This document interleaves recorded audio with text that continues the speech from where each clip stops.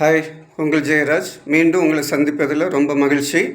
இன்றைக்கி biomedical waste மேனேஜ்மெண்ட்டில் biomedical வேஸ்ட்டோட definition என்ன சொல்லுதுங்கிறத நம்ம பார்க்க போகிறோம். மருத்துவ கழிவுகள் என்றால் என்ன, இதை பற்றி நம்ம தெரிஞ்சுக்கிட்டால் தான் மருத்துவ கழிவு மேலாண்மை அல்லது பயோமெடிக்கல் வேஸ்ட் மேனேஜ்மெண்ட் சரியாக நம்ம பண்ண முடியும். 1998 வரைக்கும் இந்த கழிவுகளை மருத்துவ கழிவுகள் என்று பிரிக்கலை. அது வரைக்கும் பார்த்தீங்கன்னா ஒரு ஹாஸ்பிட்டல் 100 கிலோ வேஸ்ட் ஜென்ரேட் பண்ணுதுன்னா அதில் 85% ஜென்ரல் வேஸ்ட்டாக இருக்கும். ஒரு 15% மட்டுமே மருத்துவ கழிவுகளாக இருக்கும். ஆனால் இது ரெண்டும் சேர்ந்து 100% இன்ஃபெக்ஷஸ் வேஸ்ட்டாக வெளியில் கொண்டு வந்தது.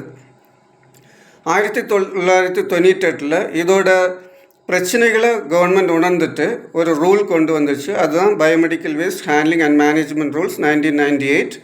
அதன் மூலமாக இந்த 15% மருத்துவ கழிவுகள் தனியாக பிரித்து அதை தனியாக சயின்டிஃபிக்காக ட்ரீட் பண்ணி டிஸ்போஸ் பண்ணணுங்கிற அந்த ரூல் கொண்டு வந்ததுக்கப்புறம் தான் இதோட முழுமையான தன்மை பலருக்கும் விளங்க ஆரம்பிச்சு.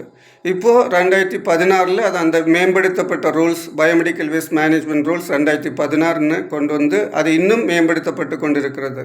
ஆனால் இது எல்லாத்துக்கும் அடிப்படையாக இருக்கக்கூடிய பயோமெடிக்கல் வேஸ்ட்டுங்கிறது அந்த டெஃபினிஷன் ஒன்று தான். பயோமெடிக்கல் வேஸ்ட் டெஃபினிஷன் என்ன சொல்லுதுன்னா, any waste generated during the diagnosis, immunisation or treatment of human beings or animals or research activities pertaining to or in the production or testing of biologicals or in health camps, including the categories mentioned in Schedule 1 அப்படிங்கிற definition நமக்கு தருது. இதை ஞாபகம் வச்சுருக்கிறது கொஞ்சம் கஷ்டம்தான். அதுவும் முக்கியமாக புதியதாக படிக்கிறவங்களுக்கு இது ஞாபகம் வச்சுருக்கிறது கொஞ்சம் கஷ்டம். அப்போ எளிதாக நம்ம அதை ஞாபகம் வச்சுருக்கிறதுக்காக ஒரு வார்த்தையை சொல்கிறேன், அதுதான் டர்ட்ஸ். நம்ம வேஸ்ட்டுனாலும் சரி அழுக்குனாலும் சரி டர்ட்ஸுங்கிற ஒரு மீனிங்கில் தான் நம்ம எடுக்கிறோம். இந்த டர்ட்ஸை நம்ம ஸ்பெல் பண்ணுறப்போ DIRTSன்னு நம்ம ஸ்பெல் பண்ணுவோம்.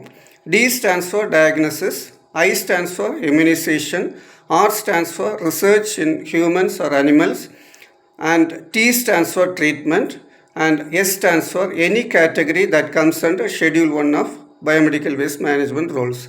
இது ஞாபகம் வச்சுருக்கிறது கொஞ்சம் ஈஸியாக இருக்கும். டர்ட்ஸுங்கிற வார்த்தையை முதல்ல மனப்பாடம் பண்ணுங்கள்.